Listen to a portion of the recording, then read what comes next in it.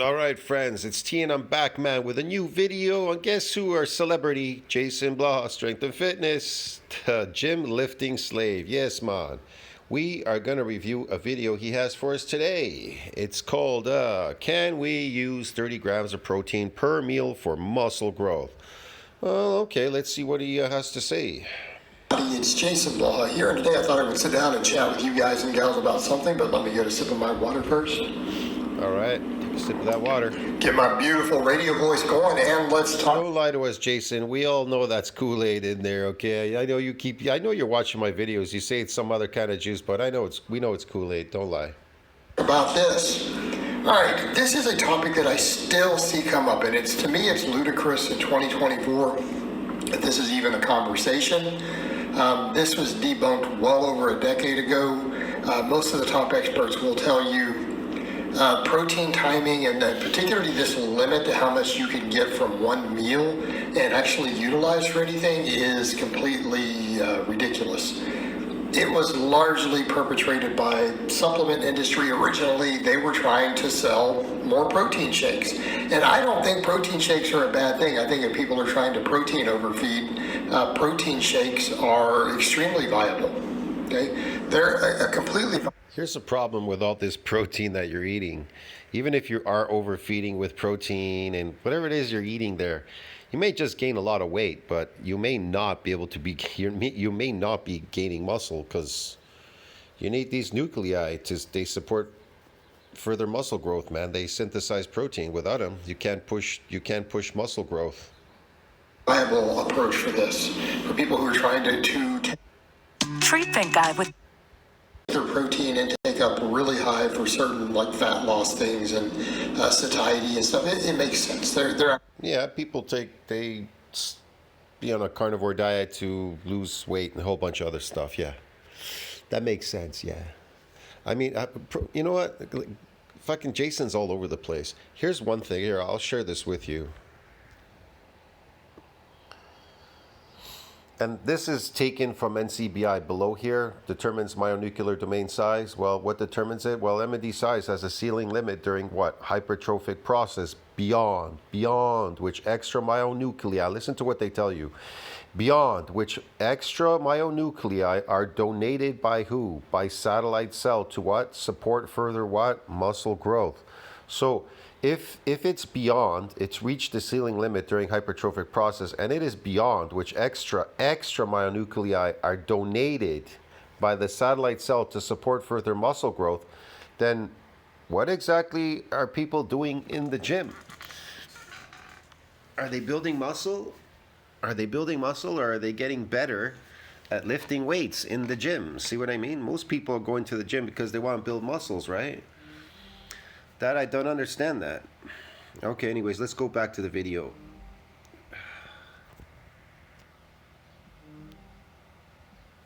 They're actually valuable there. And I think 99% of supplements are completely useless, right? So I want to be clear there. But the supplements are just food.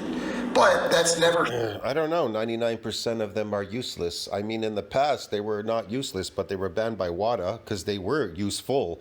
The only supplement that I know that is useful is amino acids because they work. Why? Just they're building blocks of protein. They're building blocks of protein. How do they work? In high dosages. They work very well in high dosages. Yeah. Yeah, the recommended dosage on the package doesn't do very much, but when they're used in high dosages, wow, they really work. They stimulate growth hormone and a bunch of other things, your pituitary, HCG, growth hormone. They ramp up your endocrine system, your hormones and your glands. They ramp up, they stimulate them to increase the release of hormones in your body. Yeah, they work. They actually work. They work really well. However, you could overstimulate them after a while, and then you have to stop taking them because these glands and things in the pituitary, they have to regenerate back to normal again because you overstimulated them with amino acids. That was an issue. That was one of the issues people were having with amino acids, high dose. Stopped the industry from making up whatever nonsense they want about this frog algae frog algae. This frog algae, freeze-dried dog turds, inhibits myostatin, because that's like the magical key to muscle growth. With no real evidence to support it. They used to say this sort of stuff all the time, without even looking into the fact that humans born with myostatin deficiencies actually have all sorts of enormous problems. Okay, they don't become amazing bodybuilders. Let's put it that way. You don't see those people. I don't know anybody with any myostatin deficiency, but even if they did have it, there are even these animals that have a myostatin deficiency, this cow or something, they even did tests on them. It's an NCBI. They weren't exactly super strong or super anything. That's a mutation. That is a mutation. Winning bodybuilding shows. You don't see them being professional athletes. They don't have a good life. But I digress back over to the point. Well, unless having crippling muscle cramps and spasms every single day of your life, particularly if you try to do any sort of exercise, is your idea of a good life, but it doesn't make for particularly good bodybuilders or, football players. So, this is the sort of stuff they've done in the past. But when we look at it, I want people to stop and think about this for just a minute before we even look at any of the science. Some common sense. We know the human body is extremely efficient at utilizing protein. We also know that the human body turns over at least 300. Yeah, it does, because we're carnivores. That's why it's so efficient, Blaha. We're not herbivores. We don't have a 4-stage stomach like cows. We don't eat grass. We're not herbivores. We don't hang around in nature eating grass all day. Or we would be doing that, wouldn't we? Because we'd have to eat all day to compensate, wouldn't we? See what I mean? If we were actually herbivores, we would be out there chomping nonstop on like vegetables, and that would be our main staple. So why do we eat meat? Because we're carnivores. Why are we eating these vegetables and fruits? Because they're engineered by man. They're fake. It's a marketing ploy. It's not going to totally kill us, but it will kill us over time. Grams of its own protein every single day that gets broken down in your body and reutilized as part of your amino acid pool. How the fuck would he know any of these fucking things? He a scientist or a doctor? Has he really even studied this stuff? Man, I just love JasonBlaha. He just comes off as like a faker of sophistication. He reads some stuff, puts it together, and then he fucking talks about it. I just turn on my camera and I talk. I don't stage anything like he does. Okay?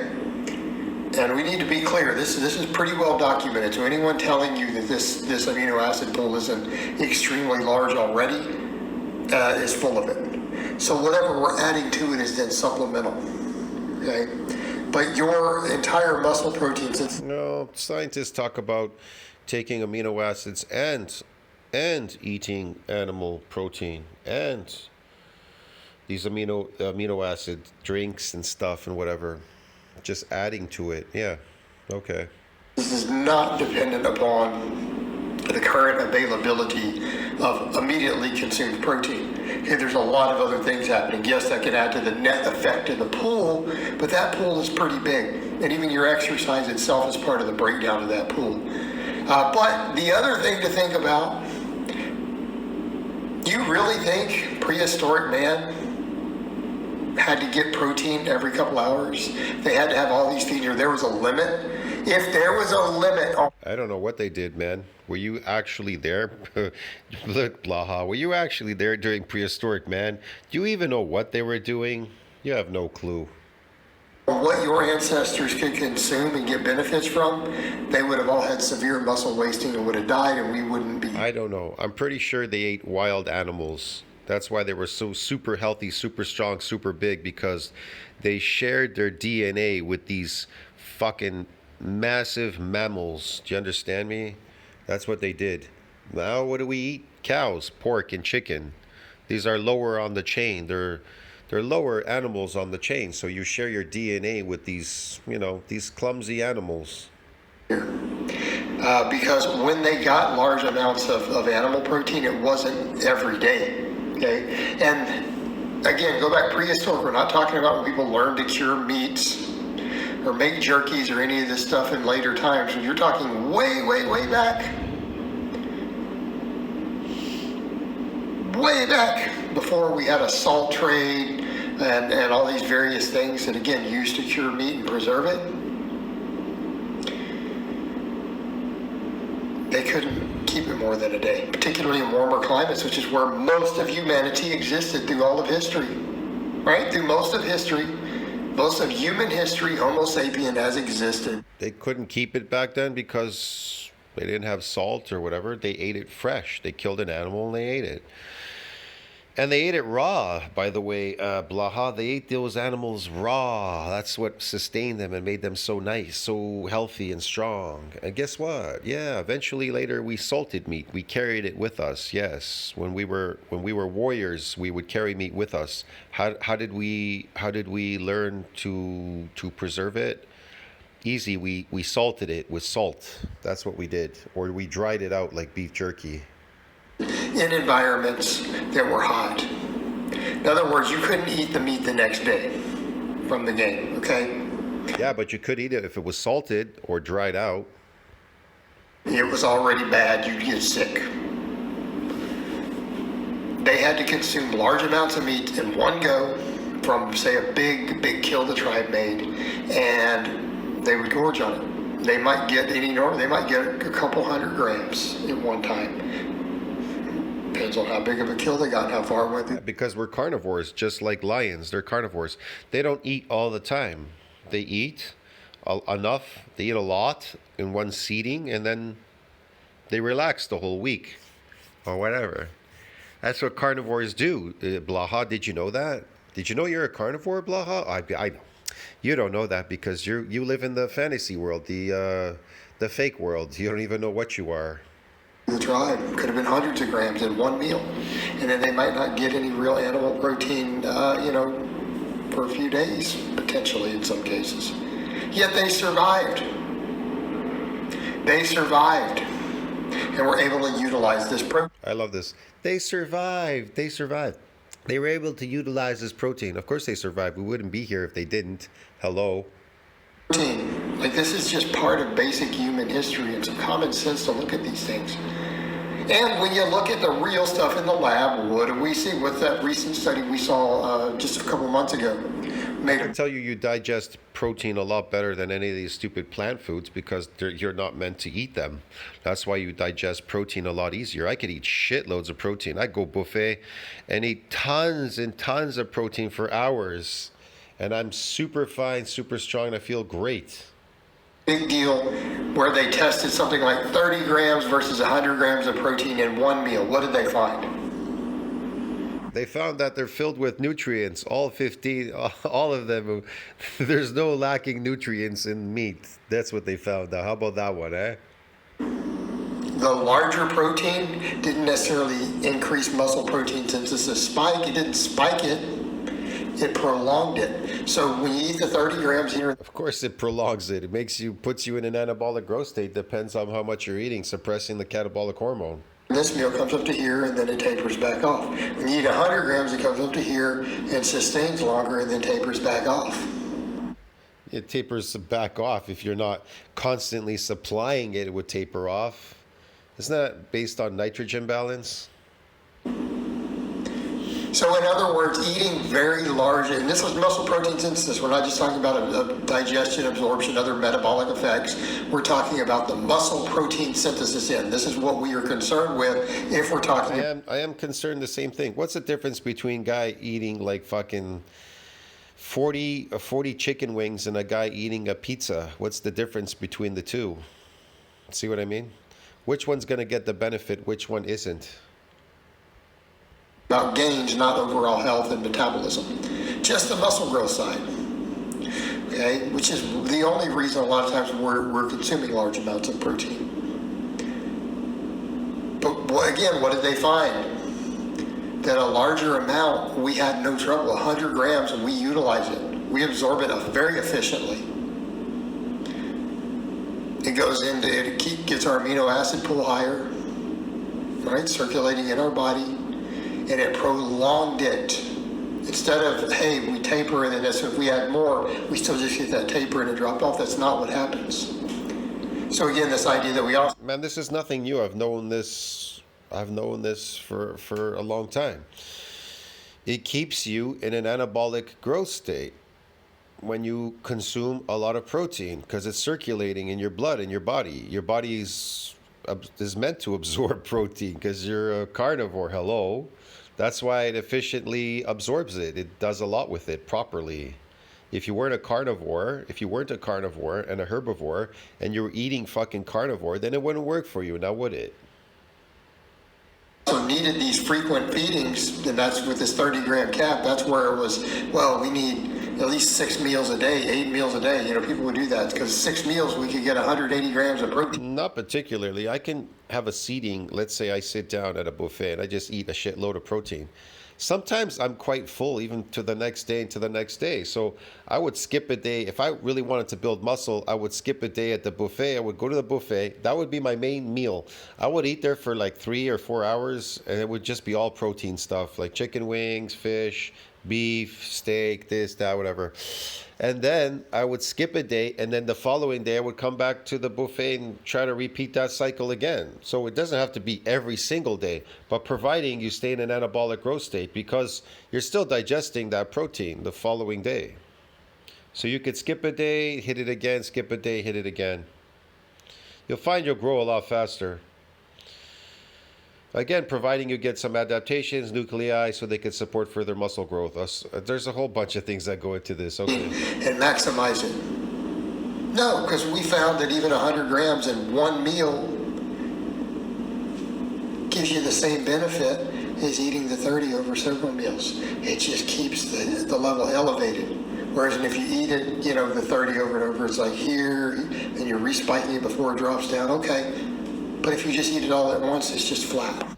Yeah, that means anabolic growth state. So like I just said, what he's just saying, when they say 100 grams, that means your anabolic growth state. But I try to tell you, people are eating meals throughout the day. They're like, I got 3 meals a day, 4, 6 meals a day.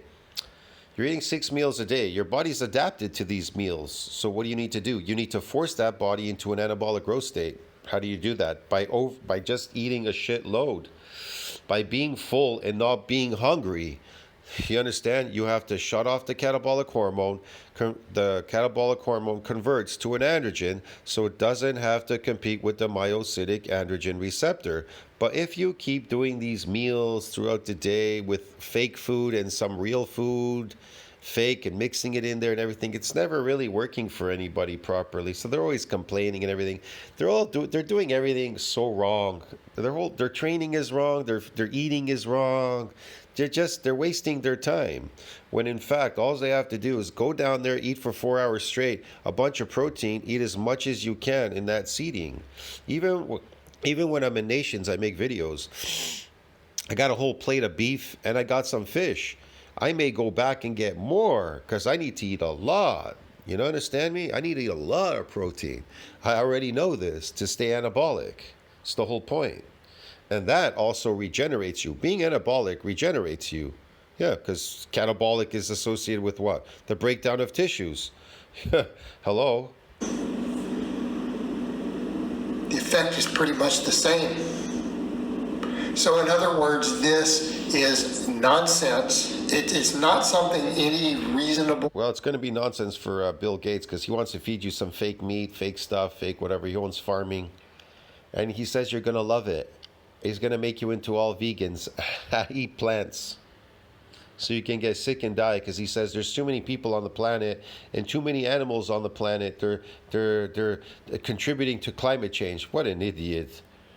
And he's going to feed you these things, shove them down your throat. He's going to force it because he's controlling the food supply. Evidence-based person believes and has not for many years, and yet we still see it come up all the time. I see it asked in groups. I see it in forums. I see it in all these places. Hey, you know, I heard we can only absorb 30 grams of protein in one meal. So what do I do? Like, I still see people asking these questions. Okay. But it's nonsense. And it's been debunked a long time. And even that most recent study, if anyone still believed it, that study just kind of shows, hey, look, this is nonsense. It's always been nonsense. All right, guys, but that's really all I have to say on that today. I hope it's been... I've known it's always been nonsense myself, so I don't really care. Like I said, it's kind of obvious. If you want to be in an anabolic growth state, what do you need to do? You need to eat shitloads of protein. It's not the herbivore diet you need. It's tons and tons of animal protein, which is high in nutrients, to shut off that catabolic hormone so you can grow. I'll see you in the next one, friends. Tell me what you think about that. Like, subscribe, comment down below. See you in the next one. Yes, sir. Helps with the algorithm.